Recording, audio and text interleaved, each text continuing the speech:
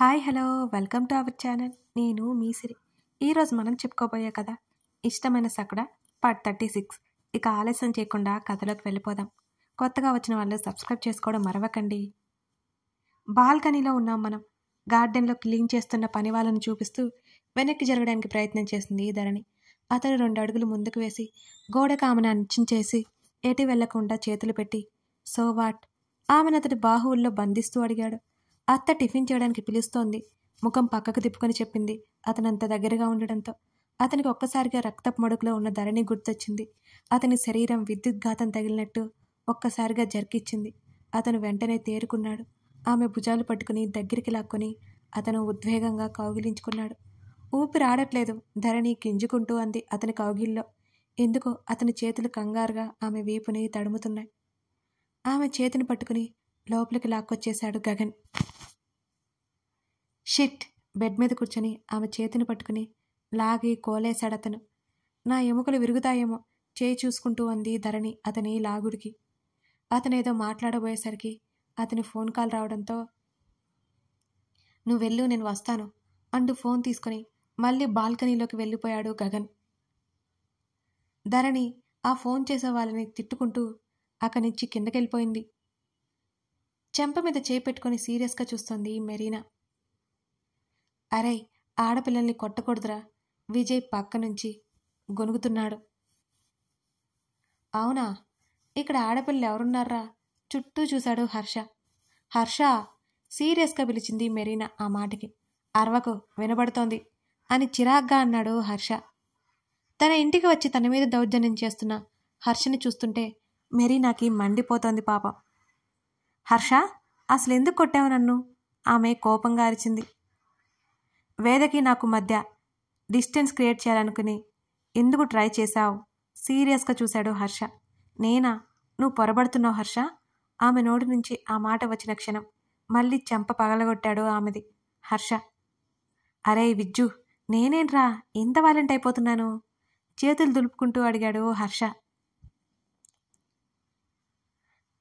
ఎవరైనా మనం ప్రేమించిన వారి జోలికి వస్తే ఇంతే బావా, పక్క నుంచి చెప్పాడు విజయ్. అంతే అంటావా అని అడిగాడు హర్ష. అంతే అంతే, నువ్వు కానీ అని మాట్లాడుకుంటున్న వాళ్ళని చూస్తుంటే మెరీనాకి పిచ్చ కోపం వస్తోంది. చెప్పు, ఎవరిని వెనుకుంది? హర్ష చేతులు చూపిస్తూ అడిగాడు. నా వెనుక ఎవరూ లేరు. నువ్వంటే నాకు ఇష్టం, అందుకే మిమ్మల్ని విడదీసి నేను నీ లైఫ్లోకి వద్దాం అనుకున్నాను. ఐ లవ్ యూ హర్ష అంది మెరీనా. కొడితే అంటూ చేయి పైకి లేపగానే 2 చేతులు చెంపల మీద పెట్టుకుని భయంగా వెనక్కి అడుగులు వేసింది మెరీనా అతన్నే చూస్తూ. ఇప్పుడు నువ్వు నిజం చెప్పలేదు అంటే చంపేసి వెళ్ళిపోతా, రౌద్రంగా మారిపోయింది హర్షముఖ. ప్రామిస్ హర్ష, నువ్వు చంపినా అంతే, ఐ లవ్ యూ. ఈసారి ఆమె మాటలకి అతని కోపం కంట్రోల్ అవ్వక మరోసారి ఆమె చెంప పగిలింది. అతను కొట్టిన దెబ్బకి కింద పడి బుర్ర గిర్రున తిరుగుతుంటే తల పట్టుకుని కూర్చుంది మెరీనా. మొన్న రాత్రి నీ వేషాలు చూశాను, ఇంకా బుకాయించాలని చూస్తే చంపేస్తా. నీ పర్సనల్ అని నేను పట్టించుకోవట్లేదు, ఊరుకుంటుంటే ఎక్కువ చేస్తున్నా అంటూ అరిచాడు హర్ష. రాత్రి అనే దగ్గర మెరీనా స్ట్రక్ అయిపోయింది. గుటకలు మింగుతూ హర్ష వైపు చూస్తుంది. ఆమె తన బాయ్ ఫ్రెండ్తో ఉండడం హర్ష చూశాడా? ఇందాక చెప్పింది ఇప్పుడు చెప్పు ఒకసారి అన్నాడు ఆమె వైపు చెవి పెడుతూ హర్ష. ఇంకేం చెప్పలేక ఊరుకుంది మెరీనా. నీ పేరెంట్స్ ఎక్కడ, పిలు అని అన్నాడు. లేరు, ట్రిప్కి వెళ్ళారు అంది ఏడుపు గొంతుతో. అదన్నమాట సంగతి. వాళ్ళని అలా పంపి నీకు నచ్చినట్టు బిహేవ్ చేస్తున్నావు. విజయ్ అందుకున్నాడు. విజ్జు, అది మనకు అనవసరం అని విజయ్కి చెప్పి నీ వెనుక ఎవరైనా ఉన్నారు అని తెలియాలి, అప్పుడు చెప్తా నీ సంగతి. పళ్ళు నూరి వేలు చూపించి అక్కడి నుంచి వచ్చేశాడు హర్ష. ఇద్దరూ అక్కడి నుంచి ప్రాక్టీస్కి వచ్చేశారు. హర్షనలా వదిలి వెళ్ళబుద్ధి కాలేదు విజయ్కి. ఇక్కడ కూడా రాజకీయాలేంట్రా విజ్జు అని అడిగాడు హర్ష నిట్టూరుస్తూ.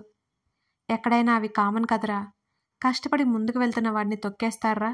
మా డాడీని ఎదిరించి మరీ ఈ ఫీల్డ్కి వస్తే ఆ నరేన్ గాడి ఎంపీ కొడుకనే కదా నన్ను సైడ్ చేయడానికి చూస్తున్నాడు అని హర్ష పళ్ళు నూరుకుంటూ అన్నాడు. నిజమే, కానీ బెడ్ మీద ఉన్నాడు కదరా, అయినా వాడు చెత్త ప్లాన్ చాపట్లేదు అన్నాడు హర్ష. సర్లే, నీ ఆఫీస్కి టైం అవుతుంది కదా, వెళ్ళు. విజయ్ భుజం తట్టి లేచి వెళ్ళిపోయాడు. ఆ సమస్య అంతటితో ముగిసిపోవాలని కోరుకుంటూ అక్కడి నుంచి వెళ్ళిపోయాడు విజయ్. అప్పటికే చల్లారిన పాల పొంగు లాంటి ఆ సమస్య ఎవరో మంట పెట్టగానే పొంగుతుందని వాళ్ళు ఆ క్షణం గమనించుకోలేదు. ధరణి పొద్దున్న ఆఫీస్కి వెళ్ళడానికి సిద్ధమైపోయింది. బ్యాగ్ తీసుకుని బయటకొచ్చింది. గగన్ గది వంక తొంగి చూసింది ధరణి. నిన్నంతా అతను ఉన్నా తనతో మాట్లాడడానికి అవ్వలేదు. నెమ్మదిగా అతని గది తలుపు తెరిచి లోపలికి నడిచింది ధరణి. నేను ఇవాళ రావట్లేదు, అర్జెంట్ అయితే కాల్ చేయి. అతని మాట సన్నగా వినబడుతున్నాయి ధరణికి. అతను గదిలోకి రావడంతో ధరణి బిగుసుకుపోయింది. షర్ట్లెస్గా ఉన్న అతన్ని చూసి ముఖం పక్కకు తిప్పుకుంది. వెంటనే ఫోన్ పక్కన పెట్టి తల ఎత్తి చూసిన అతనికి ధరణి కనిపించింది. Pale sea blue colour top, blue జీన్లో ఉంది. డ్రెస్ సెన్స్ లేదు నీకు. అతని నుంచి ఆ మాట రావడం అది మూడోసారి. ఇప్పుడు ఏమైంది నా డ్రెస్కి? చూసుకుంటూ భుజం మీదుగా ఉన్న జడ వెనక్కి వేసుకుంది ధరణి. అతని చేతినివ్వగానే అతని చేతిలో చేయేసింది ఆమె. స్కిన్ కలర్లో మిక్స్ అయిపోతోంది అంటుంటే ఆమె కళ్ళు వెడల్పు చేసింది. ఎందుకు అతను ప్రతిసారి ఇదే మాట అంటాడు అనుకుంది ధరణి. ఆమె భుజానికి తగిలించి ఉన్న బ్యాగ్ బెడ్ మీద పడేసి ఆమెని దగ్గరికి తీసుకున్నాడు గగన్. నెమ్మదిగా అతని ఛాతీ మీద చేతులు చేర్చి తల ఎత్తి అతని వంక చూసింది ధరణి. ఆమె పెద్ద పెద్ద కళ్ళలో అతని చూపు చిక్కుకుంది. సూటిగా చూడలేక ఆమె వెంటనే కళ్ళను పక్కకు తిప్పుకుంది. అలాగే ఆమెతో పాటు ఒక అడుగు వెనక్కి వేసి డోర్ లాక్ చేయడం ధరణి అదిరిపడింది. నేను వెళ్ళాలి, ఆమె లో గొంతుకతో చెప్పింది. అతని ముఖం ఆమె మెడవంపులో చేరగానే అప్రయత్నంగా కళ్ళు మూసేసి తల పక్కకు వాల్చేసింది ధరణి. ఆమె శరీరపు సువాసనని అతను గాఢంగా పీల్చినట్టు అనిపించడంతో అతని భుజాలను మరింత గట్టిగా పట్టుకుంది ధరణి. ఆమె మెడవంపులో ఒక గాఢమైన ముద్ద ఒకటిచ్చి ఆమె ముఖంలోకి చూడగా కళ్ళను మరింత గట్టిగా మూసుకొని కనిపించింది ధరణి అతనికి. ఆమె అధరాలు విపరీతంగా వణికిపోతున్నాయి. ఏమని పిలుస్తావు నన్ను? ఆమె చెంప మీద మరొక ముద్దు ఇస్తూ అడిగాడు గగన్. నెమ్మదిగా కళ్ళెత్తి చూసింది. నిన్నే. ఆమె పెదవుల వైపు చూడగా పెదవులు దెబ్బకి లోపలికి లాగేసుకుంది ధరణి.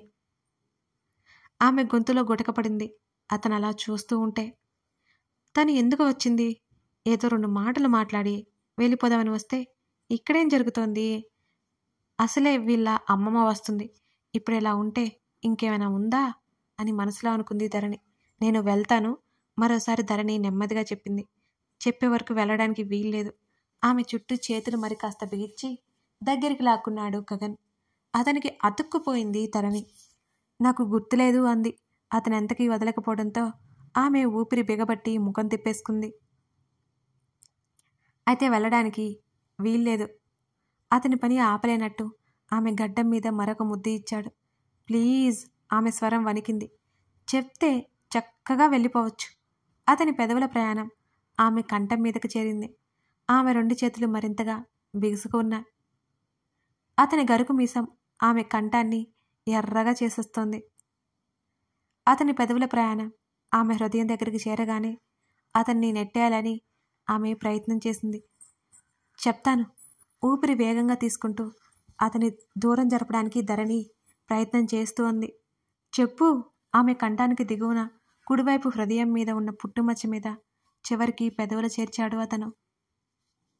చిన్న నిట్టూర్పు ఆమె నుంచి అతని తల్లో ఆమె చేయి చేరిపోయింది. తొలి యవ్వనపు ఆతృతలు, ఆరాటాలు, భయాలు ఆమెలో ఎక్కువయ్యాయి. ఆమె 2 చేతులు అతని వీపు అల్లేయగా అతని భుజం దగ్గర ముఖం దాచుకుంది. నువ్వే నన్ను అలా పిలవద్దు అన్నా. నేను పిలవను అంటూ ఇంకొక మాట బయటపెట్టింది ధరణి. ఆమె భుజాలు పట్టి దూరం జరుపుతుంటే ఆమె అతని నుంచి అసలు దూరం జరగనేలేదు. నేనా? ఎప్పుడు? ఆమె భుజం మీద పడిన జుట్టుని వెనక్కి వేస్తూ అన్నాడు. నీ 10th మీ స్కూల్లో అంటూ అలకగా కళ్ళెత్తి చూసింది. నాకేం గుర్తులేదు అన్నాడు ఆమె ముఖంలోకి చూస్తూ. అబద్ధం చెప్పుకో అంటూ ముక్కు చీదడానికి సిద్ధమైపోయింది ధరణి. నేనెందుకు అబద్ధం చెప్తాను? మరి కాస్త పట్టు బిగించాడు ఆమె చుట్టూ. అబ్బా, ఊపిరి ఆడట్లేదు అంటూ ధరణి కించుకుంది. చెప్పు. నేనెప్పుడు అన్నాను అలా? నేను వచ్చి నిన్ను పిలిస్తే విసుక్కున్నా. అలా పిలవద్దు అన్నా. ఇక నేనెందుకు అలా పిలుస్తాను అంటూ ధరణి మూతి తిప్పింది. ఆమె మాట్లాడుతుండగానే ఆమె కింద పెదవిని ముద్దు పెట్టుకోవడంతో ఆమె మాటలు అక్కడే ఆపేసింది. శరీరంలో సన్నటి వణుకు మొదలైనట్టు ఏదో ఫీలింగ్ ధరణిలో. ఆమె కళ్ళు కిందకి దించుకుంది. సరే, అప్పుడు నాకు గుర్తులేదు. ఇప్పుడు పిలు అని అన్నాడు గగన్. నేను పిలవను. అలవాటు లేదు ధరణి మూతి బిగించి చెప్పింది అతనితో. లేకపోతే అలవాటు చేసుకో, పెదవి విరిచాడు. ధరణి ఉక్రోషంగా చూసింది అతని వంక. అంతా తమరి ఇష్టమేనా? నేను ఎలా పిలవగలను అలవాటు లేకుండా అని అంది ధరణి. ఎస్, అంతా నా ఇష్టమే. మునివేళ్లతో ఆమె చెంప మీద రాయగా ఒక్కసారిగా శరీరం జల్లుమంది ధరణికి. ఆమె పెదవులు ఇంకా వణికిపోయాయి. నాకు టైం అయింది. ఆమె స్వరం తడబడింది. ఏం పర్లేదు అంటూనే అతని తలని ముందుకు తీసుకురావడంతో తల వెనక్కి పెట్టుకుంది ధరణి. ఇలా చేయకూడదు, పెళ్లికి ముందు ఆమె కంగారుగా చెప్పింది. ఇలాగే చేస్తాను అంటుంటే ధరణి బిక్కమొహం వేసింది. అతనికి నవ్వొచ్చింది, కానీ పైకి నవ్వలేదు. లేట్ అవుతోంది అంది ధరణి. పో అతను చెప్పగానే అతను వదిలిన వెంటనే క్షణం వెనక్కి పరుగుపెట్టింది. ధరణి గదిలోకి వచ్చి అద్దంలో చూసుకుంది. మెడ దగ్గర ఎర్రగా కందినట్టు కనిపించగానే ఆమె కళ్ళు నోరు అప్రయత్నంగా తెరుచుకున్నాయి. ఇంకోసారి వెళ్ళను, ఎప్పుడు ఇంతే అని ఉక్రోషంగా ఆమె తనలో తానే మాట్లాడుకొని నలిగిన డ్రెస్ చూసుకొని కాలర్ నెక్ ఉన్నది వేసుకొని టైన్ చూసుకొని హడావుడిగా కిందకు పరుగుపెట్టింది. ధరణి, టిఫిన్ చేసి వెళ్ళు, లేట్ అవుతుందత్తా, నేను క్యాంటీన్లో తింటాను అని అంటుంటే నోరు మూసుకొని తినేసి వెళ్ళు. వెనక నుంచి గగన్ మాటలకి కోపంగా చూసి నాకు లేట్ అవుతుంది అంది బిక్కమొహం వేసి. నేను డ్రాప్ చేస్తాను తిను. అతను కసరడంతో ధరణి ఏడుపు మొహం వేసి మాలవిక అందించిన ప్లేట్ పట్టుకొని నిలబడి తింటోంది ఆమె. గగన్ కూడా టిఫిన్కి కూర్చొని ఓ చూపు చూడగానే నెమ్మదిగా కుర్చీలో చతికిల పడి గబగబా తిన్నది. అప్పటికి అతనిది తినడం అవ్వలేదు. నేను వెళ్తాను అంది. డ్రాప్ చేస్తాను కూర్చో అనగా ధరణి రొసరొసలాడుతూ వచ్చి సోఫాలో కూడబడింది. గగన్, ఎందుకు కోపడుతున్నావు? మాలవిక అడుగుతుంటే నువ్వు బ్రతిమాలితే పని అయిందా మామ్? ఓ చిరునవ్వుతో అడిగాడు అతను. అది బెదిరిపోతుంది కన్నా అంది మాలవిక. ఏం పర్లేదు, అలవాటవుతుంది అనగానే మాలవిక నవ్వింది. నా మీద గయ్యమని తల్లి కొడుకులు చూడు ఎలా నవ్వుకుంటున్నారు. ధరణి పళ్ళు నూరుకుంది ఇద్దరినీ చూస్తూ. అతను తిని తీరిగ్గా తల్లితో మాట్లాడి వచ్చేసరికి ఆఫీస్ టైం అంతా అయిపోయింది. ధరణి చేతికున్న వాచ్ వైపు పదే పదే చూసుకుంటూ అతని వైపు కోపంగా చూస్తూనే అంది. నేను స్టేషన్కి వెళ్తాను అని మాలవికతో చెప్పి అతను ఆరంగా బయటికి వచ్చి కార్ స్టార్ట్ చేశాడు. ఆల్రెడీ 9 దాటేసింది. ధరణి అసహనంగా చెప్పింది అతనికి. సో వాట్ అన్నాడు అతను మరింత నిర్లక్ష్యంగా. నీలాగా నేను ఆఫీస్కి ఓనర్ కాదు, ఎంప్లాయ్ అంది అదే ఉక్రోషంతో ధరణి. వచ్చేయ్, ఓనర్ని చేస్తాను నిన్ను అన్నాడు. అతని మాటలన్నీ ధరణి వెటకారంగా భావించింది. నీకంతా వెటకారం, ఇప్పుడు మా మేనేజర్ నన్ను చంపుకు తింటాడు అని ధరణి అంటుంటే ఎవడాడు? అతను చిరాగ్గా అడిగాడు. ఉన్నాడులే, ఎక్స్ట్రా వర్క్ ఇస్తున్నాడు. రోజు టైమింగ్స్ అయిపోయిన తర్వాత కూడా అరగంట లేట్ అంటూ ధరణి ముఖం దిగులుగా పెట్టుకుంది దెబ్బకి. ఇన్ని రోజులు ఎందుకు చెప్పలేదు? ఆమె వెళ్ళి 1 నెల రోజులు అవుతున్నా చెప్పకపోవడంతో అతనికి కోపం వచ్చేసింది. అది మామూలేగా బిక్కమొహం వేసింది అతని గంభీరత్వానికి ధరణి. ఆ ఉదయగాడు వచ్చి ఓవర్ చేస్తున్నాడా అని గగన్ అడిగాడు. లేదు, రాలేదు, ఒక్కసారే కనిపించారు అని అంది ధరణి. ఎగ్జాక్ట్గా 6కి వస్తాను, రెడీగా ఉండు అని అన్నాడు అతను. 6:30కి రా, నోరు ముసుకుని చెప్పింది చే అంటూ ఆఫీస్ రాగానే డ్రాప్ చేశాడు. అందరూ వచ్చి ఉంటారు అంటూ దిగబోతుంటే ఆమె చేతిని పట్టేసుకుని, నువ్వు ఎవడికి భయపడాల్సిన అవసరం లేదు, ఎవడైనా ఎక్స్ట్రాలు చేస్తే నాకు చెప్పు అన్నాడు. ధరణి ఓ అంది. ఇవాళ అరగంట లేట్ అనుకుంది. అతని చేతిని వదలగా కారు దిగింది. అతను కారు ముందుకు వెళ్తుండగా అతని వైపు గ్లాస్ డోర్ మీద తట్టడంతో తల తిప్పి చూశాడు అతను. ధరణి కనిపించడంతో విండో దించాడు. మీ అమ్మమ్మ వస్తుంది కదా, అక్కడికే వెళ్తున్నావు అని అడిగింది. అయితే అన్నాడు.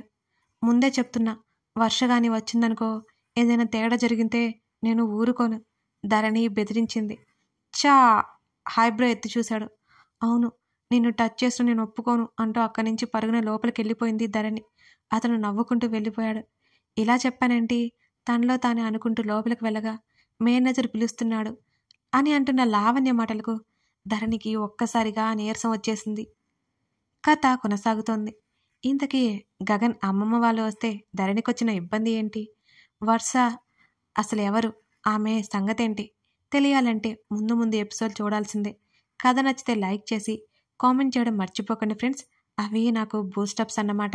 ఇంతకీ మీరు మన సిరీ డైరీస్లో రన్ అవుతున్న కొత్త స్టోరీ విలన్ స్టోరీ చూసారా? నచ్చిందా? చూడకపోతే ఇప్పుడే వెళ్ళి చూడండి. లింక్స్ కింద డిస్క్రిప్షన్లో ఇస్తాను. Thank you.